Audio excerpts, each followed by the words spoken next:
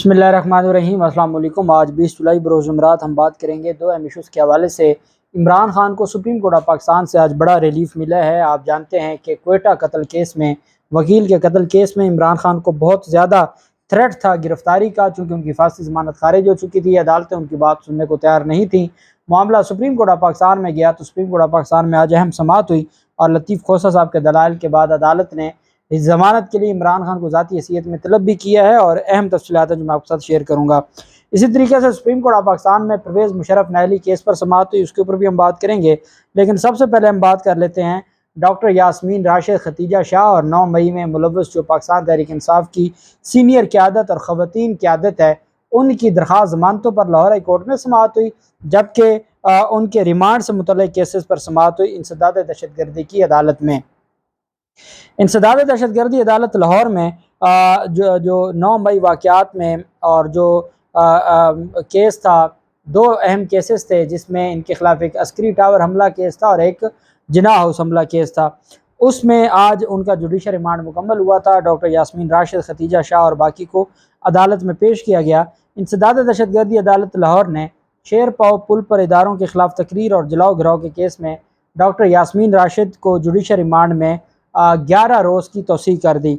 अदालत ने judicial remand ख़त्म होने के बाद यास्मीन राशिद को दोबारा 21 जुलाई को पेश करने का हुक्म दिया।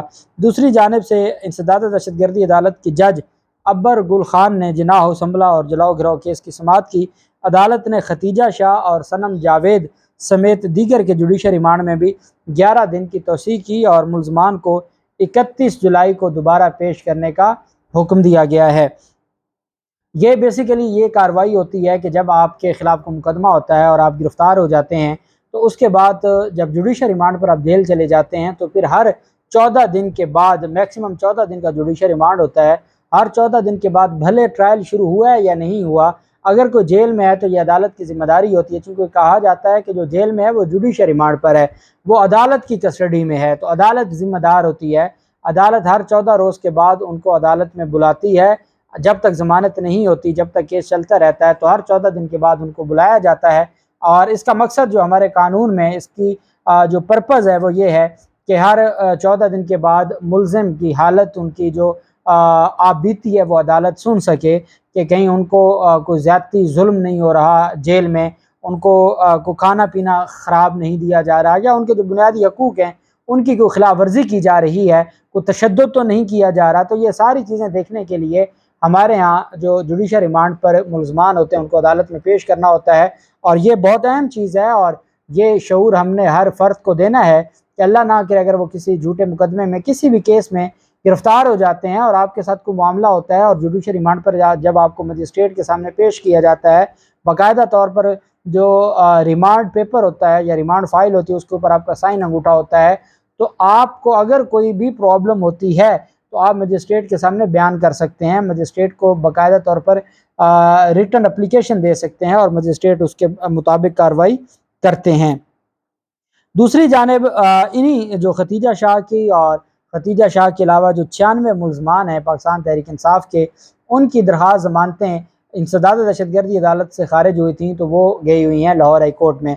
उसमें डॉक्टर यास्मीन राशिद की भी है, खतीजा शाह की भी है और बाकी जो पाकिस्तान तहरीक इंसाफ की क़यादत और कारकुनान हैं, 96 ये टोटल मुल्ज़मान हैं जिनकी दरख्वास्त ज़मानतें लाहौर हाई कोर्ट में पेंडिंग है। और 2 रुकनी बेंच ने जस्टिस आलिया नीलम की सरबराही में 2 रुकनी बेंच ने समाअत की, उनके साथ जस्टिस शहराम सरवर साहब मौजूद थे। अदालत में पहले ये कहा गया था कि जो खतीजा शाह और इनके केसेस हैं उसकी काज लिस्ट जो है वो ख़ारिज कर दी गई है, या उसकी काज लिस्ट को जो है वो मुअत्तल कर दिया गया है।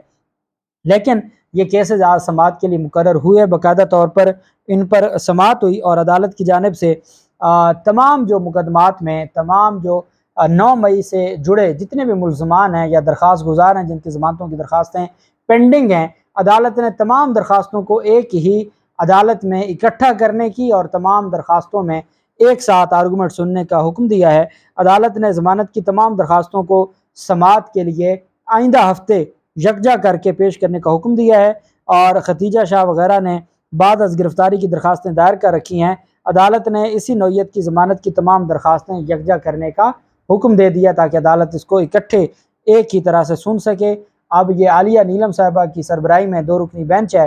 چونکہ علی باقر نجفی صاحب 21 جولائی تک 19 جولائی سے 21 جولائی تک صرف 3-4 دن کی چھٹیوں پہ ہیں، باقی ججز تو چھٹیوں پر ہیں، لیکن علی باقر نجفی صاحب چھٹیاں کم فرماتے ہیں، تو انہوں نے 21 جولائی کے بعد خود تشریف لے آنا ہے، تو وہ خود ہیڈ کریں گے دہشت گردی کی جو ڈویژن بینچ ہے۔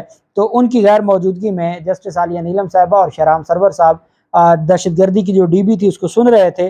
تو اب دیکھتے ہیں کہ اس کیس میں جو ضمانتیں ہیں اگلے ہفتے لگتی ہیں اور عدالت کی جانب سے کیا فیصلہ آتا ہے۔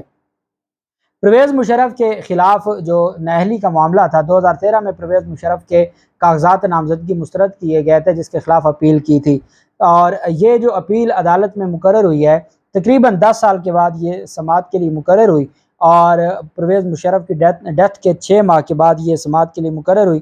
چیف جسٹس عمر عطا بندیال صاحب کی سربراہی میں 3 رکنی بینچ نے سماعت کی۔ ایڈیشنل اٹارنی جنرل نے عدالت میں بتایا کہ درخواست گزار پرویز مشرف وفات پا چکے ہیں۔ 2013 کے عام انتخابات میں پرویز مشرف کی نااہلی کو چیلنج کیا گیا تھا۔ ایڈیشنل اٹارنی جنرل نے کہا کہ 2013 کی اسمبلی کی مدت بھی ختم ہو چکی ہے، اور پرویز مشرف نے 2013 کے عام انتخابات میں چترال سے کاغذات نامزدگی جمع کروائے تھے جو ریٹرننگ آفیسر نے مسترد کیے تھے، جس کی بابت یہ دائر کی گئی ہے۔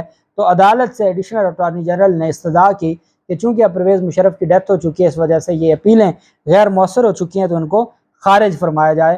تو عدالت نے 3 رکنی بینچ نے باقاعدہ طور پر سماعت کرنے کے بعد پرویز مشرف کی جو نااہلی کی درخواست ہے اس کو غیر مؤثر ہونے پر خارج کر دیا۔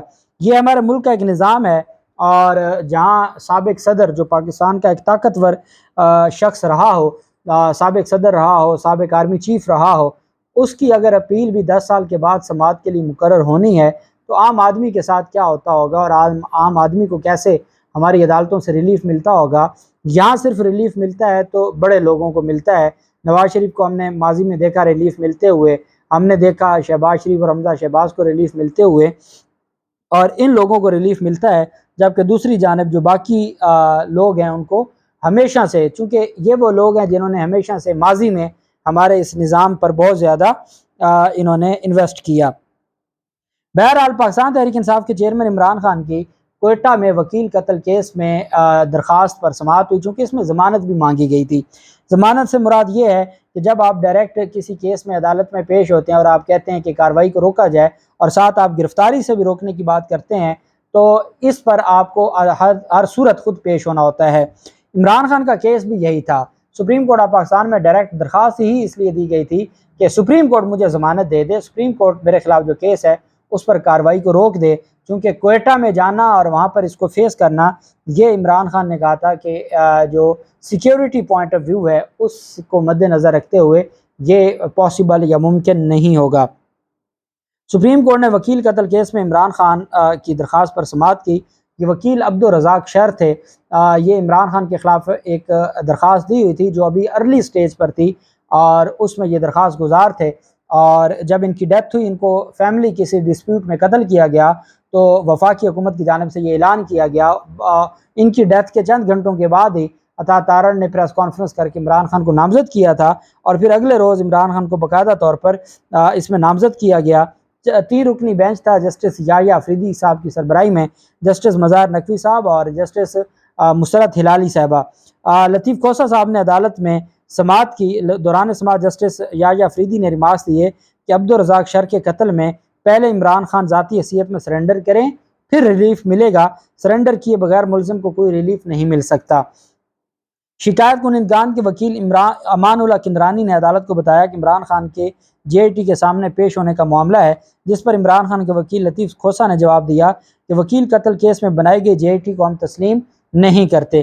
جسٹس یحییٰ افریدی صاحب نے کہا کہ عبوری ریلیف لینے کے لیے درخواست گزار کو ہر صورت عدالت میں پیش ہونا ہوگا۔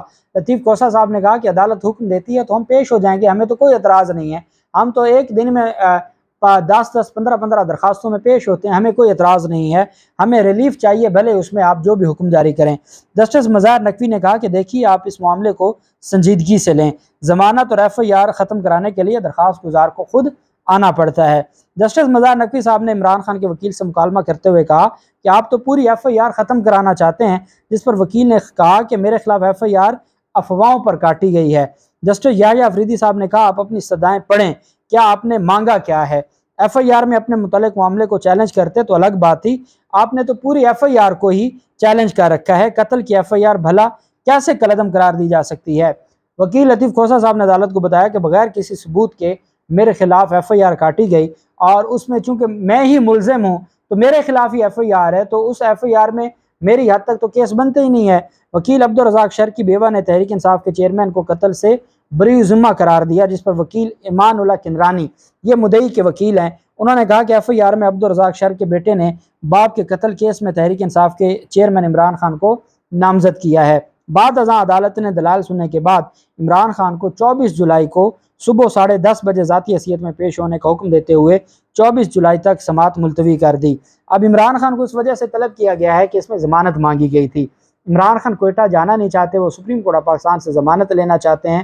عدالت نے کہا کہ ٹھیک ہے، آپ کو ریلیف مل جائے گا، لیکن عمران خان کو پیش ہونا پڑے گا۔ اور یہ کوئی آپ کو یاد ہوگا پہلے بھی جب یہ کیس لگا تھا تو عمران خان تو پیش ہونے کے لیے پہلے بھی تیار تھے، وہ تو آئے روز اسلام آباد جاتے ہیں۔ 24 جولائی کو ویسے بھی اسلام آباد میں ان کی ضمانتیں لگی ہیں، انہوں نے پیشی کے لیے جانا ہے۔ تو عمران خان کے لیے عدالت سے خوشائند بات یہ ہے کہ عدالت نے کہا ہے کہ آپ نے چونکہ انٹرم ریلیف لینا ہے، اسٹے آرڈر آپ مانگ رہے ہیں، آپ ان کو پیش کروا دیں اور پھر آپ کو ریلیف مل جائے گا۔ تو 24 جولائی کو Imran Khan supreme court of Pakistan میں ذاتی حیثیت میں پیش ہوں گے، اور پھر اس کے بعد اگر اس کیس میں اسٹے آرڈر ہو جاتا ہے تو یہ ایک بہت بڑا ریلیف ہوگا عمران خان کے لیے۔ اللہ پاک پاکستان کا حامی و ناصر ہو۔ بہت شکریہ۔ اللہ حافظ۔ پاکستان زندہ باد۔